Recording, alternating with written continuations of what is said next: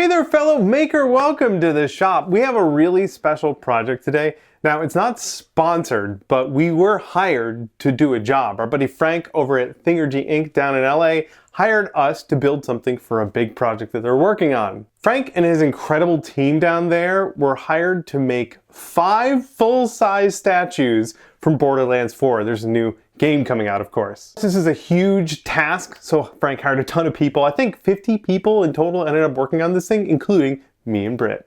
Since this is a big, neat project, I figured we'd be able to take you along for the ride, and I can give you a little bit of insight into not just the build, but the process of getting hired for a job like this. It started a while back. Frank gave me a call just to see if we were interested in joining the project. He was getting as many people on board to help with this as he could, and he figured we could do a small part of it. And of course, Frank reached out because we're pals and we worked together in the past. I worked on the Lawbreakers commercial 10 years ago, if you can believe that.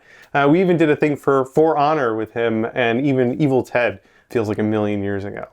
Either way, Frank gave me the call and we got to chat about the project. We discussed things like when's the deadline, what is going to be the budget for this, and especially technical specifications. The blaster that he wanted us to make needed to get attached to the wrist of a statue, and there are some technical things we needed to figure out ahead of time. There are also going to be some 12-volt LEDs in there. So once we had all of that stuff confirmed and figured out, then we could agree to the job and also get started working on it. Since this blaster was from a video game, there exists a high poly model of that blaster, and since Frank was working directly with the video game developers, we got access to it, which was a huge leap forward for the progress. The first thing we did was make sure it was scaled correctly for the real world.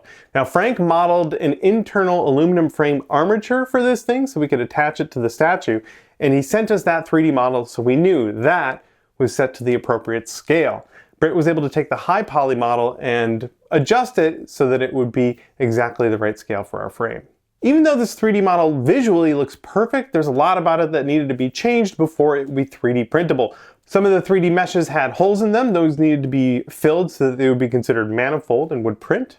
And of course, Borderlands blasters are designed to be modular and have parts swap in and out. So we had to combine them together to get one homogeneous piece. Once all of these pieces were together and there was one big blaster model, of course we had to cut it into smaller parts so that we could fit it on our print beds. All of this splitting Brittany was able to do right in Prusa's slicer. She could cut it into smaller parts, and then using the negative volume modifier, she was able to cut out the area where that frame was going to get inserted. Also, this weird blaster we're doing has these crazy side panels that are totally clear. Those also needed to be modified heavily from being a large solid volume to being these thin side panel pieces, and then one of them was cut in half because that part is going to be an access panel later on. You'll see what I mean. All of the parts for this blaster were printed on our new Prusa Core 1, and it did a great job. We did pretty much default settings with organic supports, and just the PLA filament that came with the machine. I think this is Prusament Galaxy Black. Now the parts came out great. They look really spectacular, but you know us. Of course, we gotta do some sanding and filling. Any big obvious layer lines or problem spots were filled in with a body filler like Bondo, and then of course sanded smooth. And the rest of the parts were filled in using a spray filler. We masked off any areas that were going to get glued later, and then I mixed up a catalyzed batch of feather fill. This is like liquid Bondo that you can spray. I used my critter gun to spray 2 or 3 good coats over every single surface. This feather fill has a high build, which means it's designed to fill in any small details, especially 3D print layer lines. It's also catalyzed, so it cures fully in just a couple of hours. Now it's time to start sanding. We went with 200 grit to get started, and that feather fill is way easier than trying to sand through that really annoying PLA plastic. Here and there we did find some spots that needed a little extra love, so we used an air drying spot putty to fill those in, and then of course sanded those smooth. We were getting closer and closer to gluing everything together, but there was one thing we needed. We needed that aluminum frame from Frank. Just got a shipment from Frank. His pals over at Send cut these pieces out for us. This is the frame that'll go inside of our blaster here. I'm pumped because I've seen a lot of pals use Send and they rave about their product and their service. I never got to play with some of this stuff in person. So there we go. That is really cool. Frank wanted to thank the folks at Suncut Send for helping out on this project. Apparently they've done a lot more for this project other than just us. As far as this frame, let's see how it fits on our 3D printed parts. The idea is that this frame locks right into this hollow that Brittany modeled into the back of these parts. We gave it a little bit of clearance. A bit. And there are some burrs maybe we might need to clean up, but let's see how it fits. Oh. Oh! Oh, like a glove. Yeah, I think I need to just deburr it a tiny bit. But these parts fit right in. Just happy it's the right size. Me too. Oh, yeah, look at that. It all locks in, and that holds all our pieces together. I want to jump in and point out that when I found out those parts fit perfectly, I texted Frank immediately. Since we're working for him, I wanted to make sure he wasn't in the dark on anything. Any hiccups or roadblocks to let him know about, and I was sending him progress photos every few days during this build. If you're ever working for someone else on a job that you bid on, it's better to over-communicate than to under-communicate, and just let them know when things are going wrong and let them know when things are going well. He was juggling lots and lots of pieces for this huge project, and I wanted to make sure he knew he didn't need to worry about our end. So if you're ever in that situation, just make sure, keep your client informed. Okay, next part of the build. Since we now knew the frame would fit perfectly, it's time to start gluing everything together. One of the other cool things about that frame is we could use it as registration for gluing these giant 3D printed parts together. Our pals over at 3D Gloop hooked us up with a bottle of their PLA Gloop. This is an adhesive designed specifically for PLA, and it makes an incredibly strong bond. We brushed a bit of the adhesive on each of the mating surfaces and then clamped them together and let the whole thing cure for a few hours. I think we even did it overnight. We used weights and tape and all sorts of methods for clamping these weird shaped pieces. As with a lot of projects like this, we did end up with some gaps between a couple of the pieces. I mixed up some of that body filler and put it into a zip-top bag and cut a little hole so it acted like a piping bag, and I could pipe the filler down into those cracks, make sure they got filled nicely before smoothing them over. And once it cured, of course, I could sand it. For the LEDs, I used some store-bought LED strips. These are 12 volt, they work right out of the gate.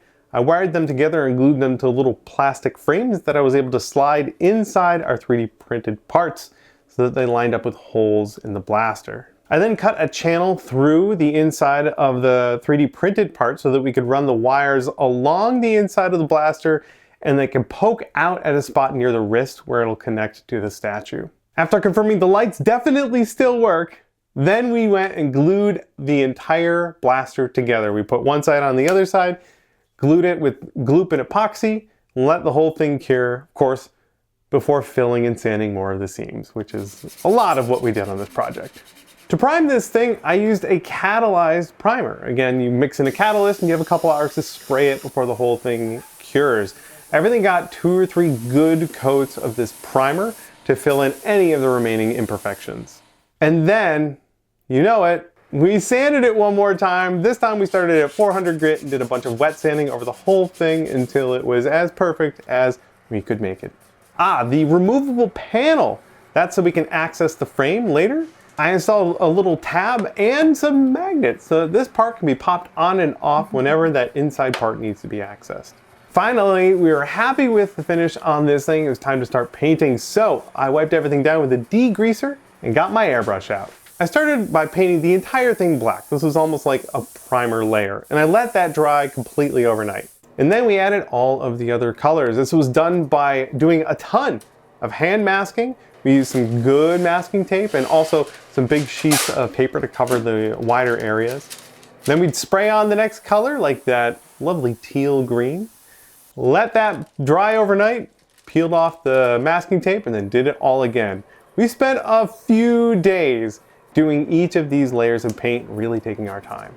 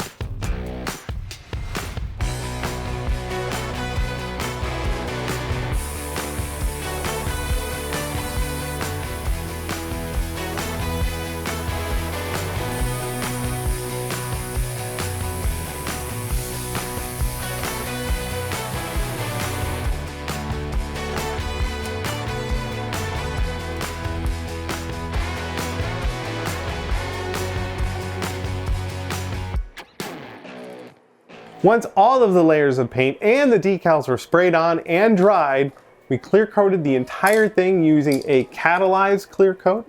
This is a rattle can. You pop it right in the can, mix it up, and then you have a couple of days to use it. We used a satin finish and gave it 2 or 3 really nice coats. It does a great job, looks so good, and it is super durable, so it will protect this thing for years to come.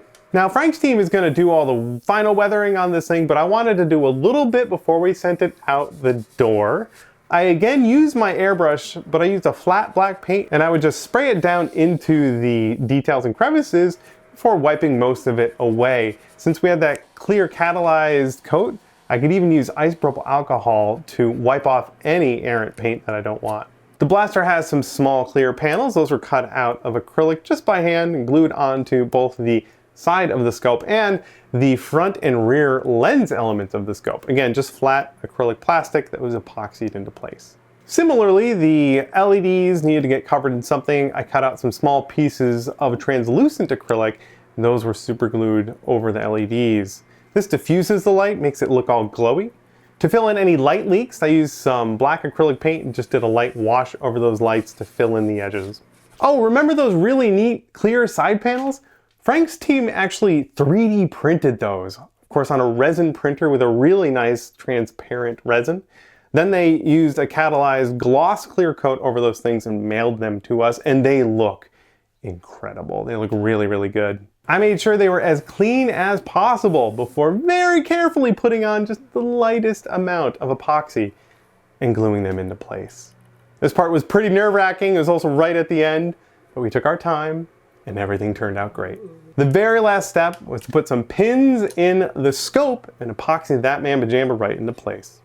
And that wraps up the build, but wait, there's more. Turns out I was gonna be in LA anyway. So I flew down there with the blaster and I delivered it in person. I got to see all the other statues in mid-build and I got to film the ending with Frank. So let's take it down to LA, Bill and Frank. How did I do, Frank? Did we do okay? Bill, this is awesome. Good, cool. So this is eventually gonna end up with this fella here. He goes right there, bolted to his wrist. But you're in the thick of it here in your studio. It's been like 7 or 8 years since I've been down here. Yeah. This place is amazing. It's kind of fun. It's really, really fun. They have all the best toys here. Just like the last time we did the Borderlands statues. Uh-huh. All the clothes are closed. Yep, all yep. the guns are plastic. Uh-huh. They got steel and aluminum armatures inside of all of them. Mm-hmm. Show me the armature that you had. It was basically Sencut set made flat pieces, and then you were able to bolt them together to make 3-dimensional armatures. And then we sculpted and molded and cast all of the skin parts in silicone. So Oh, cool. Brittany and I had so much fun working on this, and it was just fun to be a part of something bigger. I'm glad to have you on this project. Yeah, this was really good. I think that'll wrap it up for us.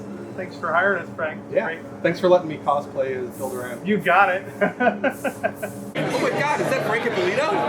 Holy crap, is that Bill Durant? Yeah! That'll wrap it up. Thanks again, Frank. This is real fun. Thank you all for watching. I hope you enjoyed this look into fun, big project you've got to be a part of. Please join our Patreon, I guess, and we'll see you in the next build.